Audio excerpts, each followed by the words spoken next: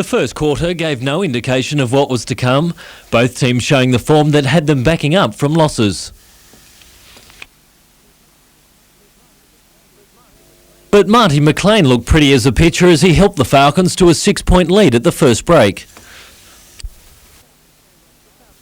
The Falcons came out firing in the second term, leading by 16 at one stage, only to see Isaac Burton whittle it away to 6 points by half-time. A Shane Heal missile hit its target as the Kings clawed their way back into the game, the Falcons up by 2 going into the final quarter. The teams went point for point in the closing minutes, Scott McGregor playing like a veteran in his rookie season. With 4 seconds left on the clock, the Falcons led by 3. The Kings needed a miracle.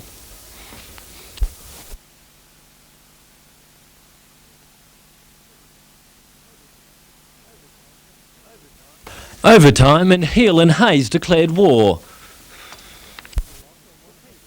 The teams were locked on 109 apiece with just seconds to go, Van Dijk drawing the foul to shoot for the game. Butch Hayes was voted most valuable player with 27 points. Van Dijk netted 26, McGregor 21. Heal's 30 points, not enough to get Sydney home. Richard O'Leary, NBN News.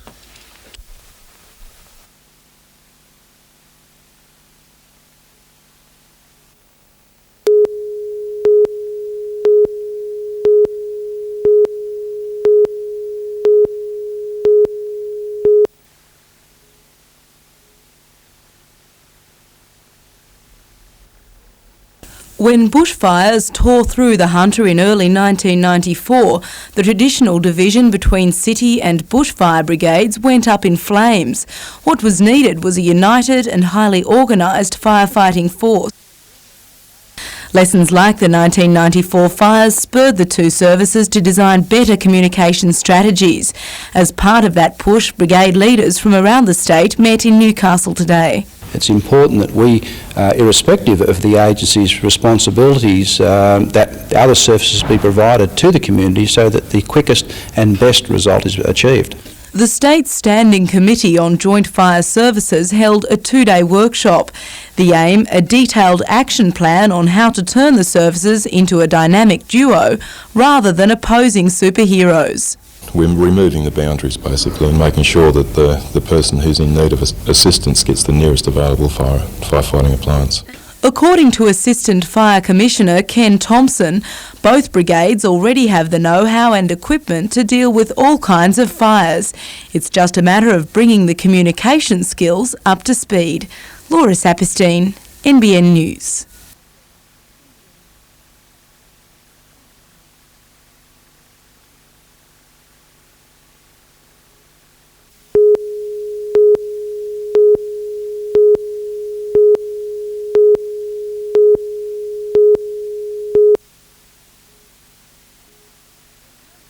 There's no doubt truckies work in a hazardous trade.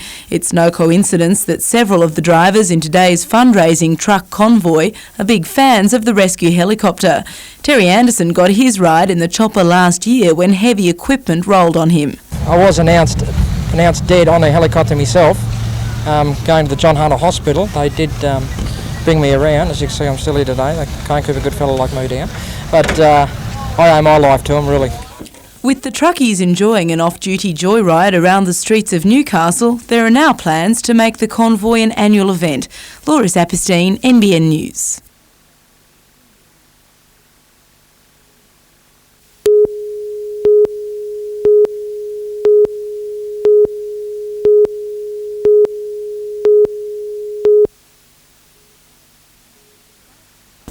Feisty Irish mum Kathleen Doyle has 15 children, 36 grandchildren and 12 great-grandkids. So what's a little skydiving in comparison? She's only 75 after all. Oh, and terrified of heights. She doesn't like going upstairs. She doesn't like standing on top of ladders or anything like that. Getting into the aeroplane posed a few difficulties, but getting out was, well, as easy as falling off a log, really. And she couldn't have chosen a more beautiful sky to fall 10,000 feet through. As a few generations of Doyles looked on, 5 newly recruited catchers lined up to make landing a little more comfortable. But Mrs. Doyle was too quick for those young men.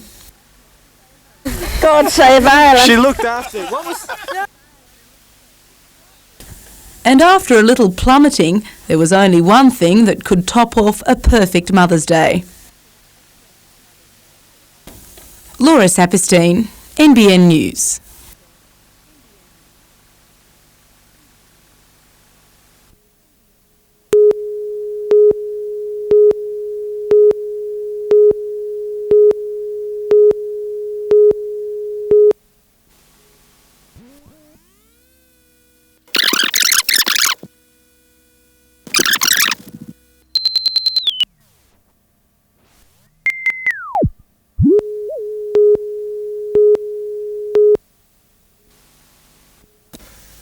The Royal Newcastle Hospital is the oldest in Australia to have remained at the same site. It was built in 1817.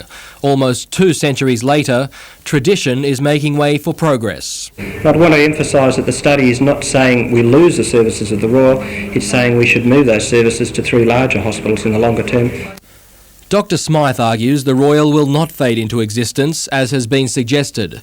Hospital staff say he's wrong, but the planning study claims the Hunter area will be better off without it, practically and financially. The document says the relocation of services from the hospital will free up an estimated $4 to $7 million annually. No loss of beds, 3 larger hospitals, a better mix of services, a better quality of service, and I think that's likely to be the long-term option. A spokesperson from the Royal Newcastle declined to speak on camera. However, sources say the 700 staff who work there will fight to keep the hospital viable. Statistics show the Royal has greatly increased its efficiency over the past year, a fact staff will use as ammunition at tonight's meeting. At best, they're campaigning for one of the options provided for in the planning study. That is, that nothing changes, a view not supported by the Health Service. I think whichever way this study concludes, the status quo is not really a live option. Newcastle City Council will hand its recommendations to the New South Wales Government later this year. Robert Ovadia, NBN News.